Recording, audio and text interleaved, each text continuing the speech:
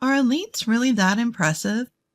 Sure, you probably can't become an elite without doing anything. But it's not only the elites who are working hard. Among them, I, who am not an elite, was always looked down upon. My name is Samantha. I've been married for 2 years.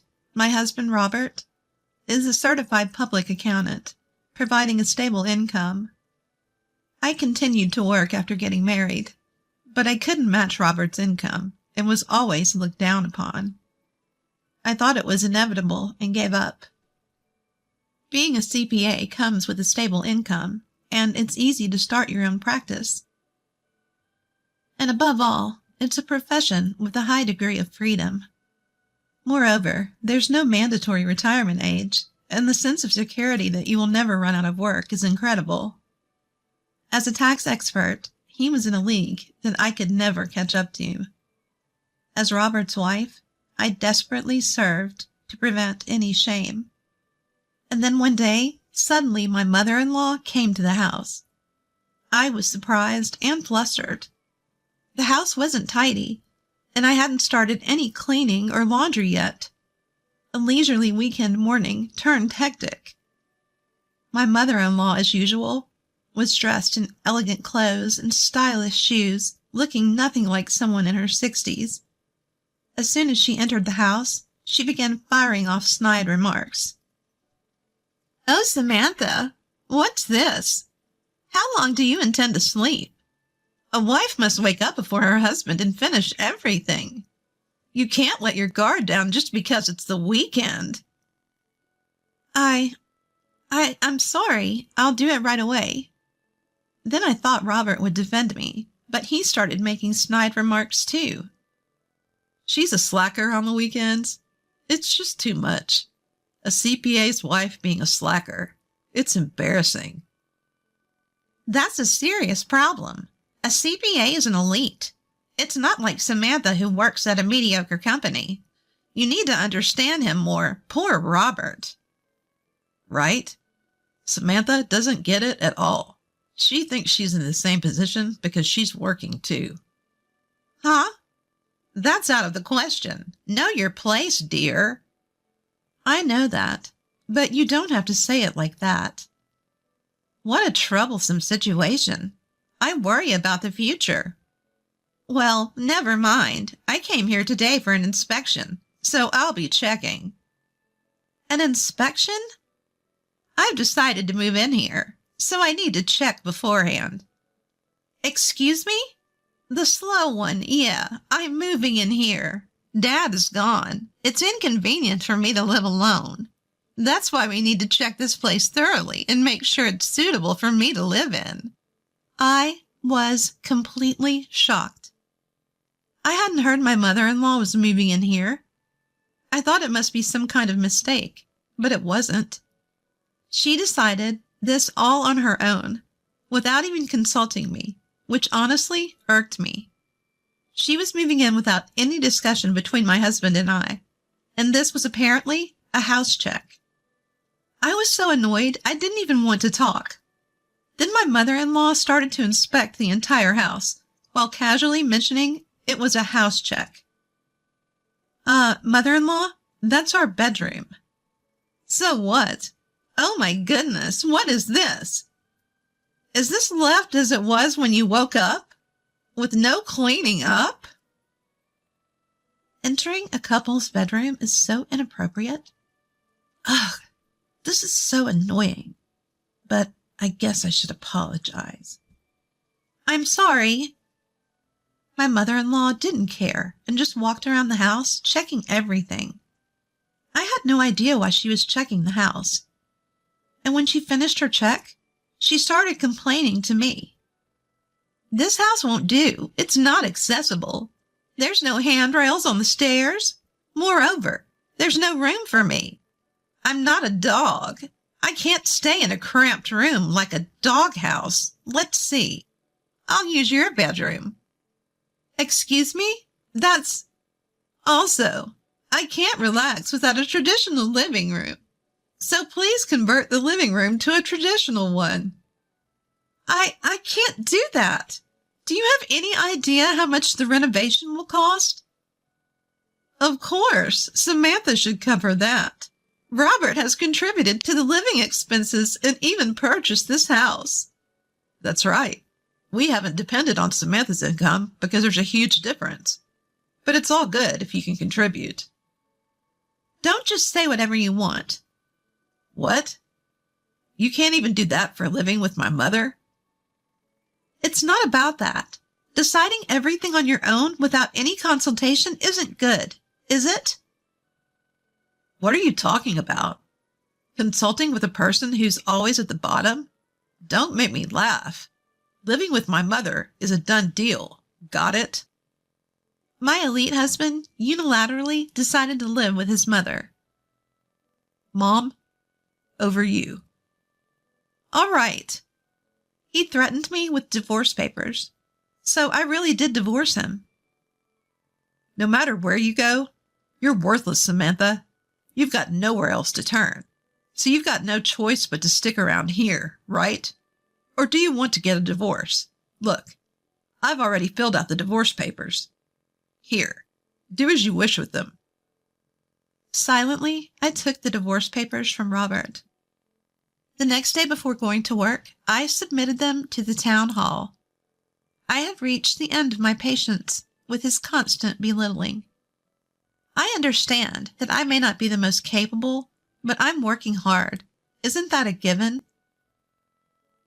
Even on the weekends when I was busy, Robert would demand, "We're out of juice. Go buy some." Or, "I want sushi for lunch." He would say whatever he pleased. Every time I would go shopping, iron his shirts, polish his shoes, make and freeze a week's worth of meals, I was on the move all day and had no time to rest. I was doing everything I could for my husband. Because of this, I could not tolerate the behavior of my husband and my mother-in-law. And then there was the night I submitted the divorce papers. Robert started to ridicule me again. "What's this? You expect me to eat this?" "I'm sorry, I didn't have time today, so I just bought some pre-made food." "You're a failure as a wife.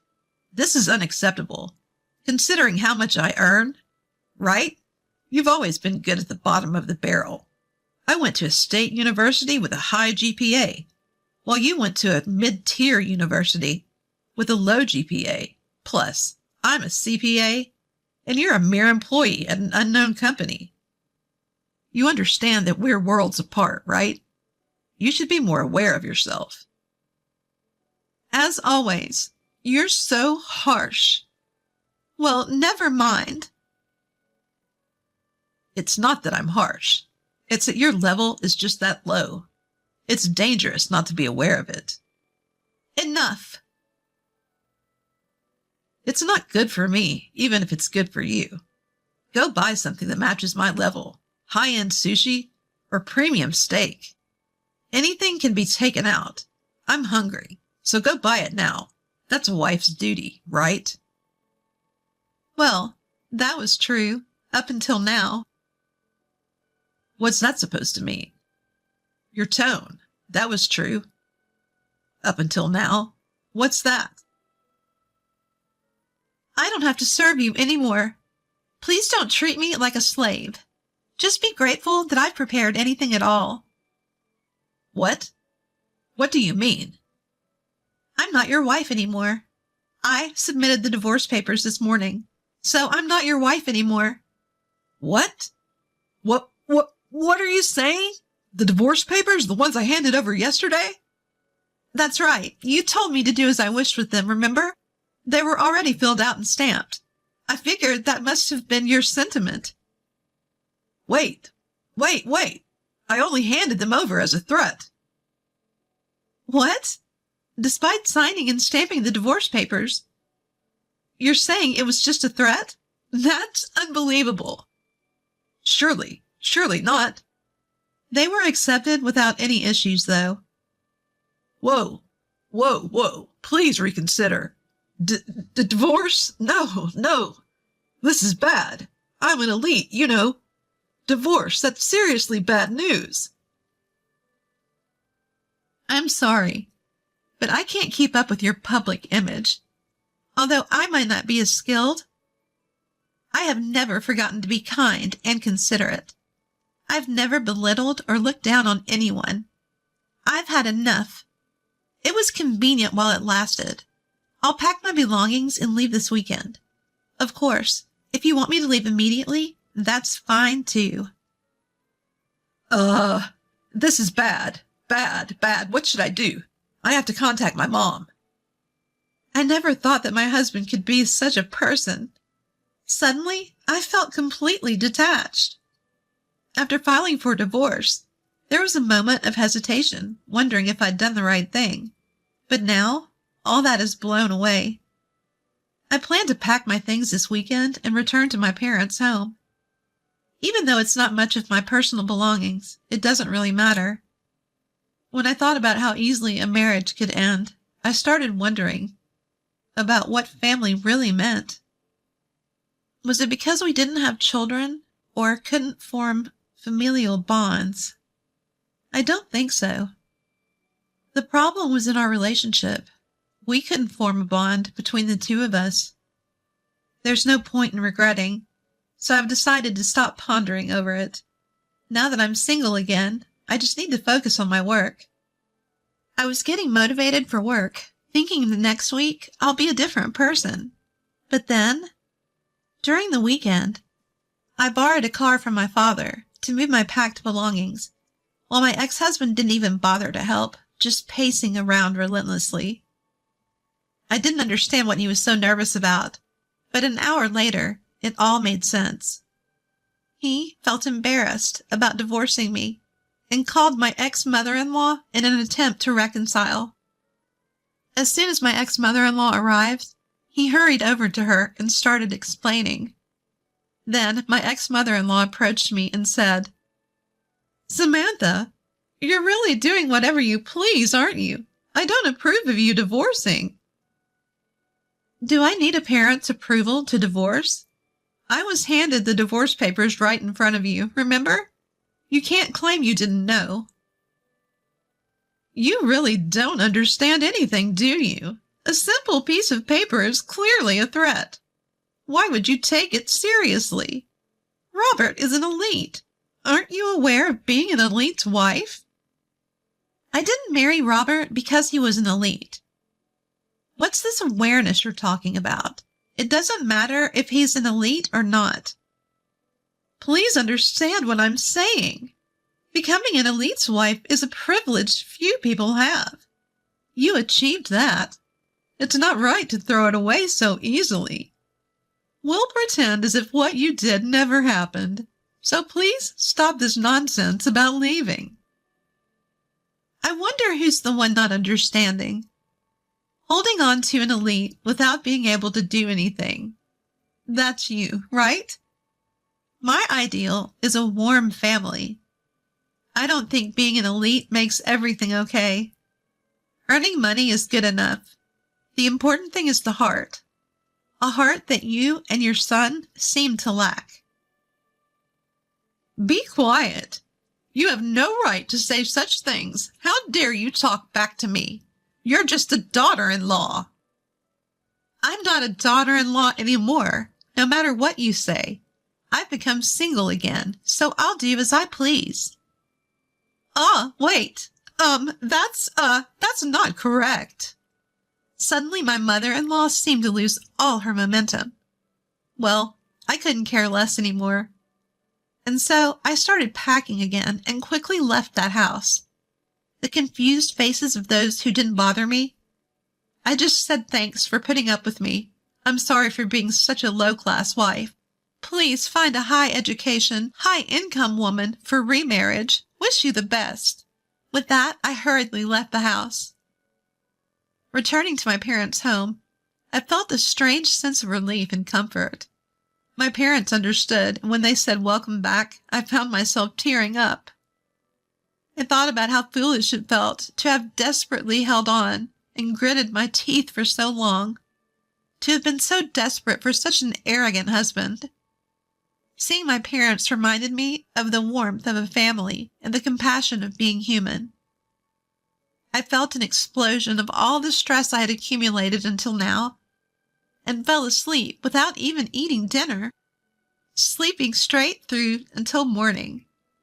When I woke up the next morning, I felt incredibly refreshed.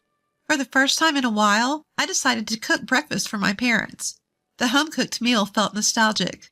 Mixed feelings of realizing that I had returned home and regret over the time wasted. However, I had never imagined I would have to restart my life in my 20s.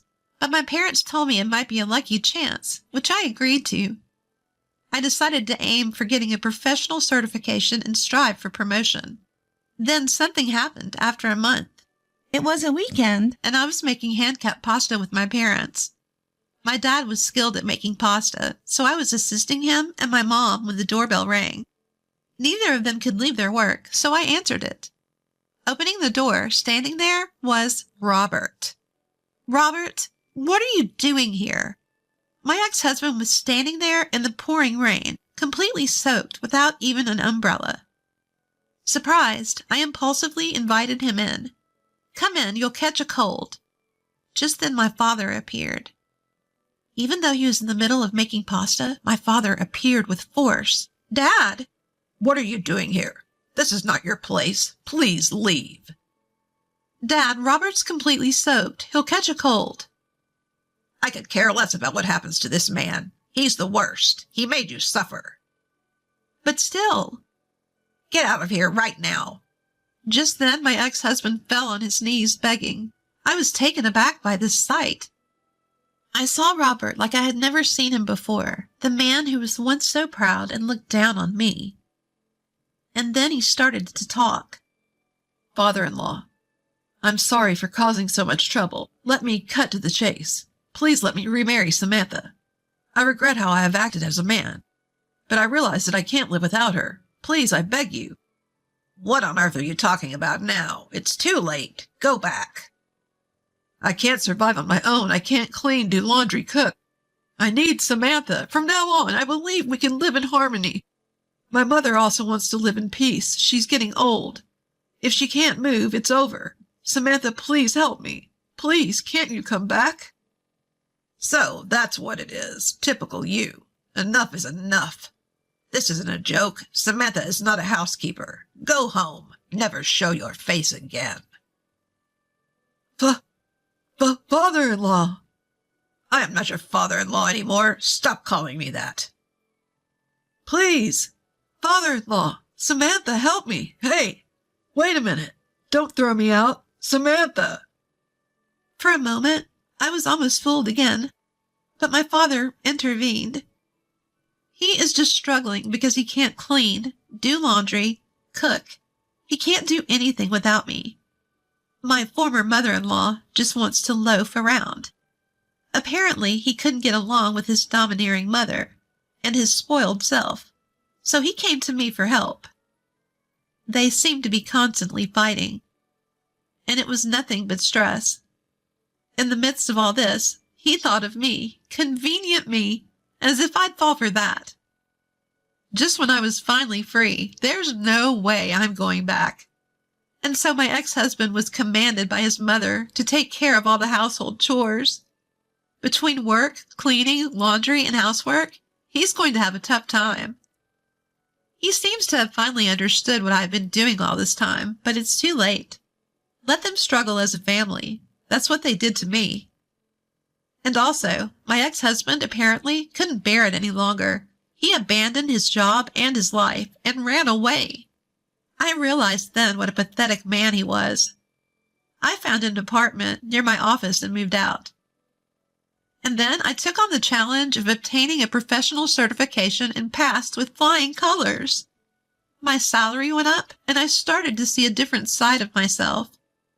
Overjoyed, I was on cloud 9. This is just the beginning. There's so much more to come.